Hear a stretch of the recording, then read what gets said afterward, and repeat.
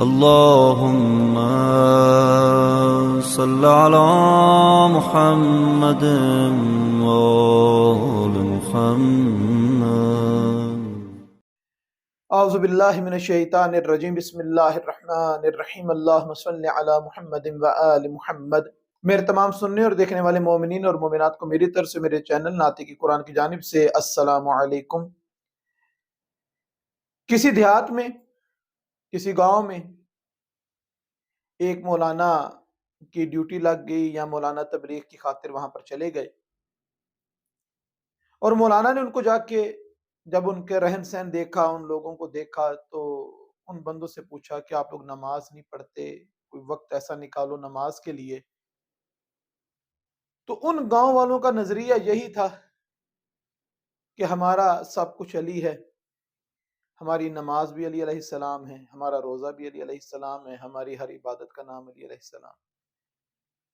اس وقت مولانا نے گاؤں والوں کو سمجھایا کہ یہ کیسی آپ کی منطق ہے کہ جس کا نام لے کر تم اپنی جان نماز سے چھڑاتے ہو، اس کی زندگی کی ایک شب ایسی نہیں دکھا سکتے، ایک دن ایسا نہیں دکھا سکتے کہ اس علی نے نماز نہ پڑھی ہو. جب اس علی کا بغیر نماز کے گزارا نہیں، اور اس نے اپنی زندگی بغیر نماز کے نہیں گزاری، تو اس کے ماننے والوں کو نماز کیسے معاف ہو سکتی ہے؟ سمجھانے پر ان کی عقل میں یہ بات آئی کہ واقعی جب جناب امیر المومنین علی بن ابی طالب علیہ السلام خود نماز پڑھتے تھے، پوری پوری رات عبادت کرتے تھے، ہر روز 1000 نفل جو ہے وہ ادا کرتے تھے، تو ہمیں کیوں نماز معاف ہے؟ تو وہ سب اکٹھے ہو گئے. مولانا ہمیں بتائیے نماز کیسے پڑھنی ہے. مولانا فرماتے ہیں کہ آپ کو وضو کرنا آتا ہے؟ انہوں نے بڑے تعجب سے پوچھا کہ مولانا یہ بھی کوئی چیز ہے کہ کیا کہتے ہیں نماز سے پہلے اس کی بھی کوئی شرط ہے؟ یہ کیا چیز ہے، کیسے کرتے ہیں، کہاں سے ملے گی، کہاں سے لائیں گے؟ تو اس وقت مولانا نے کہا کہ وضو طہارت کا نام ہے جو نماز سے پہلے کرنا واجب ہے، لازم ہے، ضروری ہے. تو اب اس گاؤں کے 300-450 افراد تھے. انہوں نے کہا کہ ہمیں سکھائیں کہ وضو کیسے کیا جاتا ہے. تو مولانا اب ایک ایک کو سکھاتے تو نہ جانے کتنا وقت ان کا گزر جاتا اور نمازیں کتنی قضا ہو جاتی. تو وہ فرماتے ہیں کہ آپ کے گاؤں میں کوئی نہر ہے جس کے قریب ہم جا کے اس کی پریکٹس کر سکیں، اس کو سیکھ سکیں؟ تو گاؤں والوں نے بتایا کہ گاؤں کے قریب بالکل نہر ہے.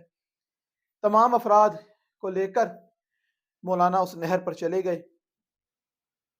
اب تمام افراد وہاں کھڑے ہو کر دیکھ رہے ہیں.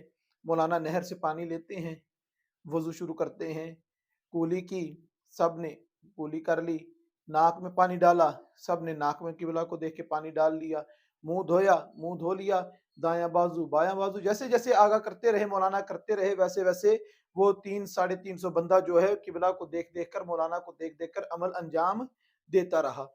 سر کا مسح کیا. سر کے مسح کرنے کے بعد اب جس وقت مولانا پیر کا مسح کرنا چاہتے تھے، پیر کا مسح کرنے لگے، کیونکہ وہ کنارہ گیلا ہو چکا تھا وضو کا پانی لینے سے، وضو کرنے سے. اب جیسے ہی وہ جھکے پیر کا مسح کرنے کے لیے، تو مولانا کا پاؤں پھسلا اور مولانا نہر کے اندر جا کے گر پڑے. اب جو دیکھ رہے تھے وہ جاہل تھے، وہ نہیں جانتے تھے وضو کہتے کس کو ہیں، وضو کیسے کیا جاتا ہے. وہ سمجھے کہ یہ بھی وضو کا حصہ ہے کہ جب سر پہ ہاتھ پھیر لینا ہے تو اس کے بعد پھسل کے پانی کے اندر گرنا ہے. تو وہ 300 بندہ، 350 بندہ سب کا سب مولانا کے پیچھے پیچھے چلتا ہوا، ان کے عمل پر عمل کرتا ہوا، ویسے ہی پھسل گیا نہر کے اندر جیسے مولانا پھسلے تھے. یہی ہوتا ہے کہ جب جاہلوں کا امام، جاہلوں کا لیڈر، جاہلوں کا سردار جب پھسلتا ہے تو اپنی قوم کو بھی ساتھ لے کر پھسلتا ہے، اس کی ساری قوم جو ہے وہ پھسل جاتی ہے. جب گمراہ لوگوں کا مولانا گمراہ ہو جاتا ہے، پھسل جاتا ہے، تو وہ ساری قوم کو بھی ساتھ اپنے گمراہ کرتا ہے، ساری قوم بھی اس کے ساتھ ہی پھسل جاتی ہے۔ کیوں کر یہ واقعہ کربلا پیش آیا؟ اگر ایک لمحے کو سوچا جائے کہ وہ جو اپنے آپ کو بڑا جید سمجھتے تھے، جناب سرور کائنات کے وصال کے بعد، جناب سرور کائنات کے پردہ فرما جانے کے بعد، جاہلوں پر مسلط ہوئے یہ حکمران جب یہ بھٹکے اور یہ ڈگمگائے اور یہ جب جس طریقے سے گمراہ ہوئے، جیسے یہ پھسلے، پورے مدینے والے ان کے پیچھے پھسل گئے۔ پورے مدینے والوں نے اپنا معاملہ جو ہے وہ خراب کر لیا، پورے مدینے والے گمراہ ہو گئے، پورے مدینے والے بھٹک گئے۔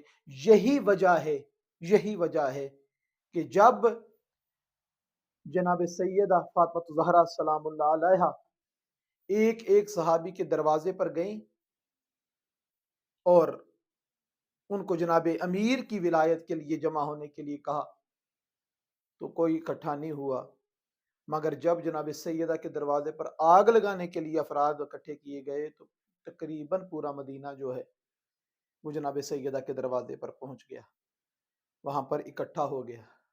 یہ کب ہوتا ہے؟ جب معاشرہ جاہل ہوتا ہے، جب معاشرے کے اندر علم سیکھنے کی جستجو نہیں ہوتی۔ یہی وجہ ہے کہ آج ہمارا محراب اور ہمارے منبر اگر کسی تفرقے کا شکار ہیں، کسی دین کے معاملے میں خرابی کا شکار ہیں، تو پھر اس کی وجہ صرف عالم دین کا برا ہونا، عالم دین کے عقائد کا خراب ہونا ہی نہیں، اس میں اصل مقصد ہماری جہالت بیچ میں آتی ہے کہ اگر ہم عالم ہوتے، اگر ہمیں علم حاصل کرنے کا شوق ہوتا، اگر ہم نے قرآن پڑھا ہوتا، اگر ہم نے حدیث جناب سرور کائنات کا مطالعہ کیا ہوتا، سیرت محمد اور آل محمد علیہ السلام کو اگر سیکھا ہوتا، تو کسی کی جرت نہ ہوتی کہ منبر پر بیٹھ کر ہمیں گمراہ عقیدے پیش کر سکے، ہمارے سامنے گمراہ عقیدے بیان کر سکے۔ یہ ہوتا کب ہے؟ جب میں جاہل ہوتا ہوں، جب عوام جاہل ہوتی ہے، تب یہ ہوتا ہے کہ جس کا جو دل چاہتا ہے وہ بیان کرتا ہے، اور جہلا اسی کو دین سمجھتے ہیں۔ وہ جس کو دین بتاتا ہے، جاہل اسی کو دین سمجھتا ہے، وہ جسے خدا بتاتا ہے، جاہل اسی کو خدا سمجھتا ہے۔ ہم سب کو چاہیے علم دین حاصل کریں، قرآن کو پڑھیں، سمجھیں، سیرت محمد اور آل محمد علیہ السلام کو سمجھیں، ان کا مطالعہ کریں، اور جتنا زیادہ ہو سکے اپنے علم میں اضافہ کریں کہ کسی جاہل کو کبھی ہمارے منبر و محراب میں آ کر ہمیں گمراہ کرنے کا موقع نہ ملے۔ پروردگار سے دعا ہے کہ پروردگار ہم کو صحیح معنوں میں سیرت محمد اور آل محمد علیہ السلام کو پڑھنے، سمجھنے اور اس پر عمل کرنے کی توفیق عطا فرمائے۔ وما علینا الا البلاغ۔